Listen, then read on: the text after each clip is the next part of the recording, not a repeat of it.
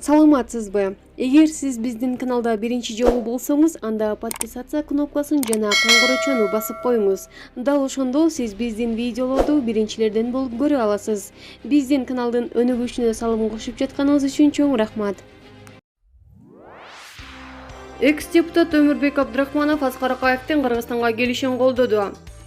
Кыргызстандын туңгуч президенти Аскар Акаев акыркы маалдарда Кыргызстанга келе турганы, анын мекенине келишин каалагандардын саны көбөйүп жатканы тууралуу маалыматтар коомчулукта байма-бай айтыла баштады. Жогорку кеңештин экс-депутаты Өмүрбек Абдрахманов дал ушул пикир боюнча өз оюн билдирди. Акаевдин Кыргызстанга келерин колдогонун дагы билдирди. Бул тууралуу ал өзүнүн Facebook баракчасынан жазды.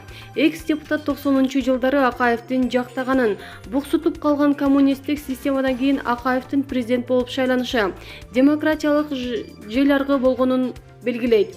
Акаев көп фундаменталдуу реформаларды жасады. Биринчиден болуп суверенитетти жарыялады. Улуттук акчаны киргизди, жерди элге берди. Мамлекеттик менчиктин көбүн жок кылды. Ошол реформанын негизинде тамак-аш товарлардын дефицити жок болду. Адамдардын көбү өз алдынча тең оокат кылганга үйрөнүп калышты. Үйрөнбөгөндөрү Каракол университетине мамлекет дурус даараткана салып берсин деп дагы деле догурунуп жүрүшөт. Акаев бул реформалар менен катар көп кемчиликтерди кетирсе керек. Ким кетирбейт? Бирок Акаевке козголгон кылмыш иши жок болгондон кийин эмне үчүн өз мекенине келе албайт?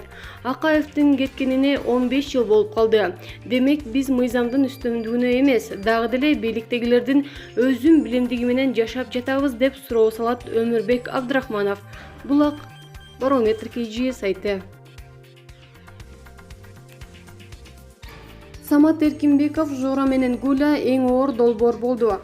Актер жана куудул Самат Эркинбеков учурда абдан популярдуу болуп жаткан Жора менен Гуля тасмасы тууралуу маалымат берди. Бул тасма биздин команданын чыгармачылыгындагы эң оор жана эң чоң проект болду. Кино карьерамда биринчи жолу тасмада 2 адамдын ролун ойнодум. Оңой болгон жок, бирок өзүмө кызык болуп жатат. Силерге сапаттуу жана кызыктуу сценарий менен тасма тартуулаганга аракет кылдык. Жакындар, досторум, таарынбай тургула. 6 айдан бери ушул тасма менен бошобой жүрдүм деп билдирди актер. Белгилей кетсек, тамашачу Самат Эркинбеков менен сценарист актер Кубаныч Курманбеков ушул жылдын 21-июлунан тартып Жора менен Гуля деп аталган кино комедияны тартууга киришкен эле.